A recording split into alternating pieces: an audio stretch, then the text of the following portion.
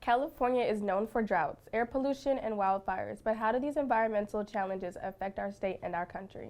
As the population grows, action against climate change remains a challenge for our country.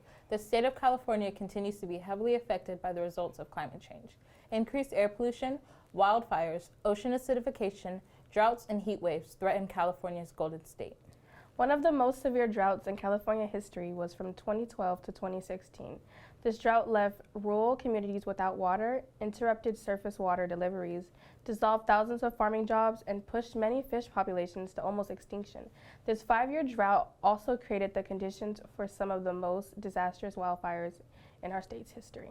And as the effects of climate change continue to grow, so will grocery bills. California is one of the largest suppliers of food to the entire U.S. Environmental challenges such as droughts will decrease food output and increase food prices. We decided to take our questions to the street and hear firsthand on how environmental changes affected Californians. Have you noticed the rise in food prices? And when do you think prices will return back to normal? I'd say in general, yeah, you can tell. Just as a general sense, specifically when I go to Costco, I can tell like it's probably $50, $75 more. But if you want to be specific, I would say the main one that I've seen is eggs. Eggs in the recent history here. They have both increased in price and placed a restriction on how many you can buy because of the lack of supply. And what was your follow-up to that? You said, when do you think prices will return back to normal? in my personal opinion, I think that the corporations that own a lot of these parts of production, they're not going to return everything to normal.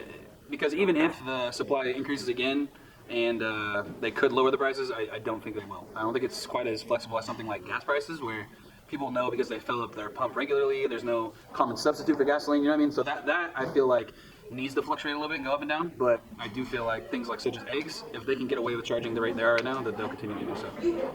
What do you think citizens of California should do to help preserve California's Golden State? Messaging and advertisement and things like that, they try to put a lot of the pressure on the individual, like, hey, you have a can, put that in the blue bin.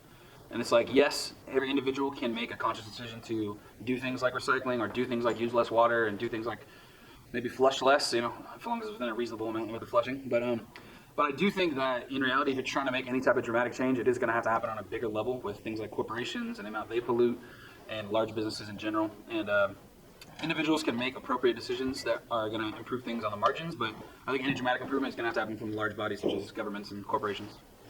As we enter a new year, we should all be thinking of ways to combat the effects of climate change, such as buying locally. When you buy locally, your produce is fresher, meaning it will last longer, saving you money. That is all we have for today. We hope you learned something new today. Have a great day.